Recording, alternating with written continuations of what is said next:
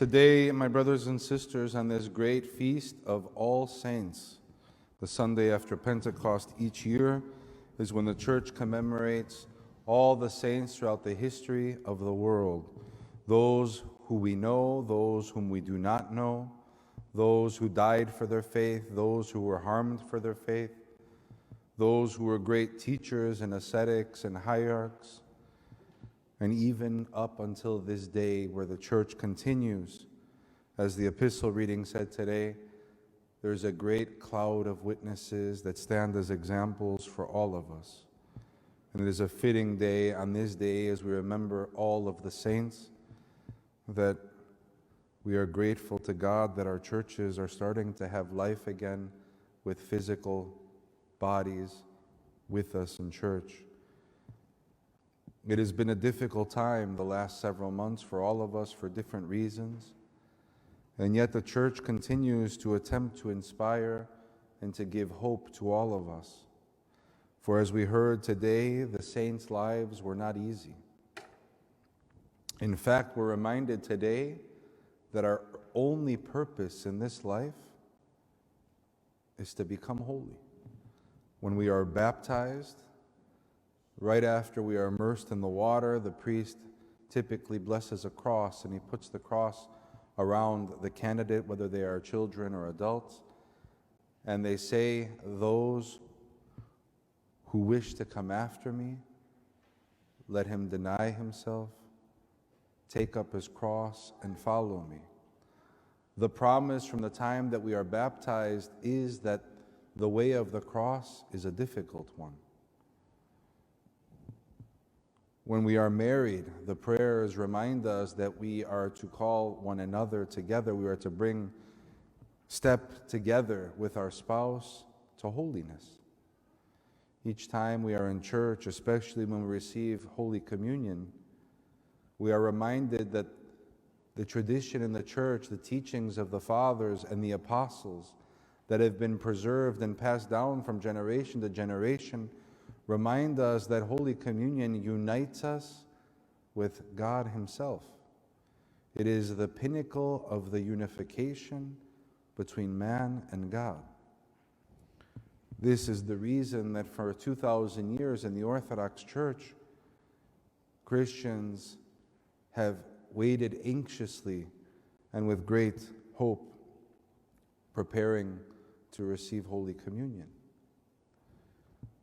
Today we will have that opportunity again to receive communion, and with God's help, each and every day more and more people will be able to enter the churches all over the world and to participate in prayer, and especially in the sacraments that unite man and God. In addition to COVID, we are very familiar that our world has been struggling with all kinds of other problems. There are calls for social justice, reminders of racism.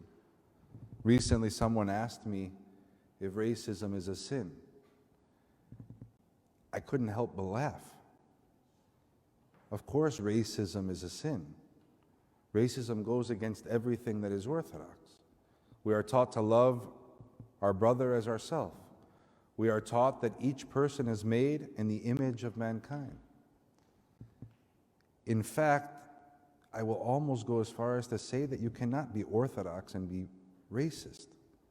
However, in dealing with all the issues that are happening around us, just like with COVID, everyone became a doctor. With this issue, everyone all of a sudden is an expert in sociology and psychology. I fear that we're missing the point. The real problem is within each one of us. This is not a problem of social justice alone. This is a spiritual problem. How are we to love someone that looks different than us and acts different than us when some of us that come to church every Sunday don't speak to our parents or our brothers or our sisters? We don't speak to our neighbors. The problem is a spiritual problem. We have a cloud of witnesses, the epistle says today. If we sanctify ourselves, if we become holy ourselves, we will make those around us holy.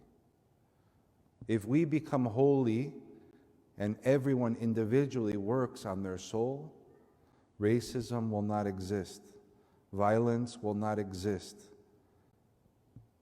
This is indeed a problem, but perhaps we have to pay more attention to the root of the problem, and together we can find a solution not only for racism, but for many, many other problems, so that justice may be served to all people in all places. It is time for us, as we have said before, for action. Action begins, I believe, within ourselves, within our own souls. Today we lack the saints around us. We don't realize that we are surrounded by the saints and the angels. We have a cloud of witnesses to look to as examples. I don't expect you to answer this question, but think of the great saints. How would they react today to this problem? What would they do? What would they say? Let us contemplate that and think about that. And in the meantime, whoever is prepared and would like to receive the communion with joy, with the fear of God, may you be united once again through the Eucharist with your Lord and Savior, Jesus Christ. Amen.